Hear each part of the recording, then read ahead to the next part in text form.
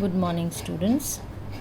अभी तक आपने अरिथमेटिक प्रोग्रेशन जो पढ़ा है उसमें इतना तो समझ आ ही गया होगा कि एपी एक ऐसा सीक्वेंस है जिसमें हम एक फिक्स नंबर को ऐड करते जाएं तो हमें अरिथमेटिक प्रोग्रेशन यानी कि एपी मिलता है, यानी कि कॉमन डिफरेंस होता है कंसेक्यूटिव टर्म्स का। अब अगर हमें nth term of the AP find करनी है, हमें एपी के 1 2 3 4 ऐसे टर्म्स दी हुई हैं और हमसे कोई बाद की कोई टर्म A10 A100 ऐसे मांगी गई, यानी कि nth टर्म पूछी जाए अगर, तो हम कैसे निकालते हैं? उसके लिए फॉर्मूला है nth term of the AP is denoted by an is equal to a plus n minus 1 into D. a is the first term of the AP, n is the number of terms of the AP and d is the common difference. For example, अगर हमसे A100 मांगे पूछा जाए किसी AP का, तो it will be a plus 100 minus 1 into D.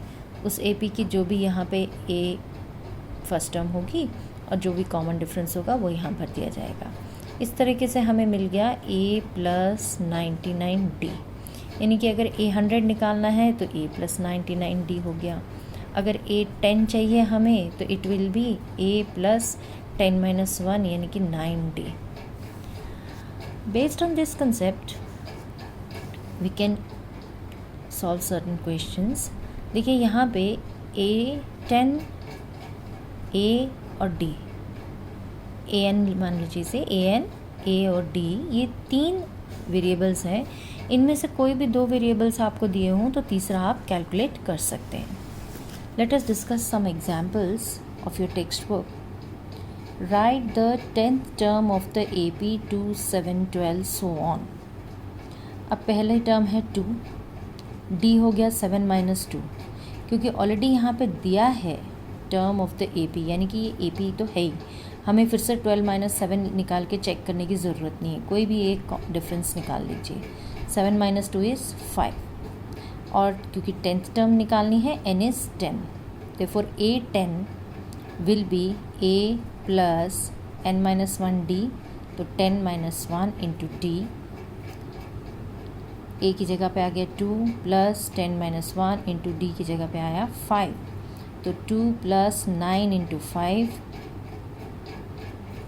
यानी कि 45, दिस गिव्स यू 47। तो 10th term of this AP is 47.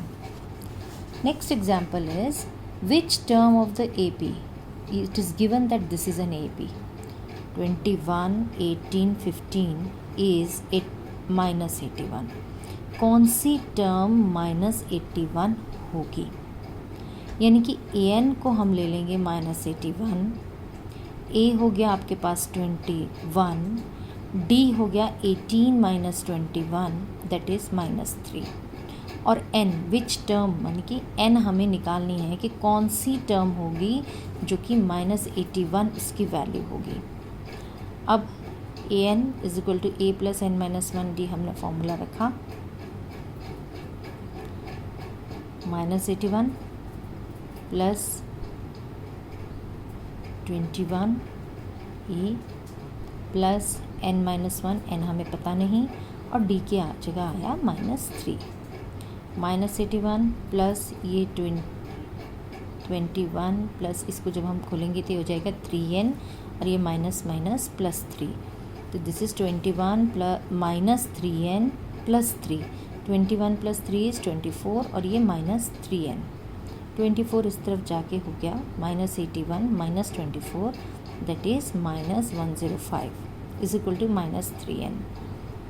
Minus 3 से इसको डिवाइड करेंगे तो n मिल जाएगा 35, यानी कि 35th term of the AP will be minus 81।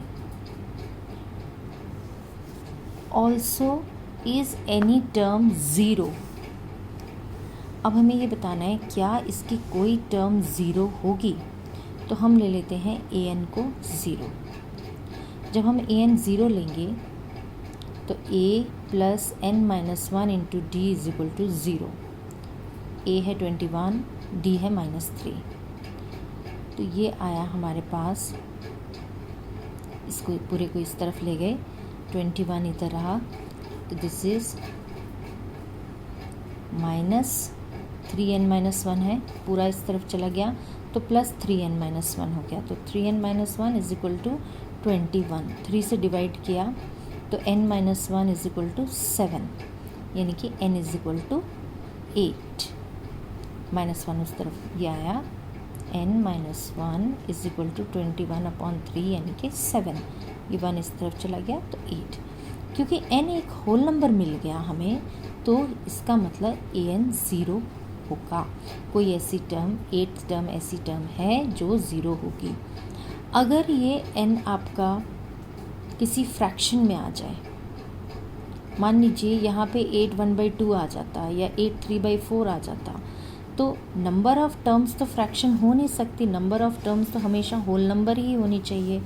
तो हम इन दैट केस हम कह देंगे कि कोई भी ऐसी टर्म नहीं है इस AP की जो 0 हो।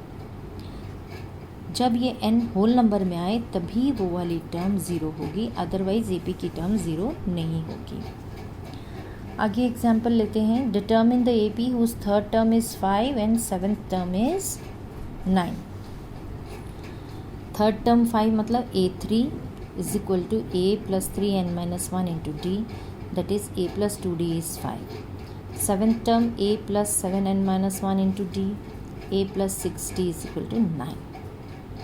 A भी नहीं पता, D भी नहीं पता, लेकिन आपने साइमल्टेनियस लीनियर इक्वेशंस पढ़े हैं, pair of linear equations, third chapter, जिसमें आप दो वेरिएबल्स को किसी भी मेथड से, चाहे सब्स्टिट्यूशन ले लीजिए, चाहे एलिमिनेशन ले लीजिए, चाहे क्रॉस मल्टीप्लिकेशन मेथड, जो आपको आसान लगता हो उस मेथड से सॉल्व कर सकते हैं A और D दो वेरिएबल्स में जब दो इक्वेशंस होती हैं। तो आपकी मर्ज़ी है, आप कोई भी मेथड लें, इसे सॉल्व करेंगे तो आपके पास आंसर आएगा A = 3, D = 1। आपको ये सॉल्व करके दिखाना है कि A3 आया, D1 है, डायरेक्ट आंसर नहीं लिखना है। जब आपके पास A3 और D1 आ गया तो अब आप AP लिख सकते हैं। पहली टर्म 3, 1 ऐड करते जाइए, दूसरी टर्म 4 हो जाएगी, फिर 1 ऐड किया, तीसरी term 5, 6, 7 so on. I hope आपको इतना समझ में आ गया होगा। आगे के सॉल्व एग्जाम्पल्स भी आप पढ़ सकते हैं, and then you try to solve question number 1, 2 and 3 of the text book.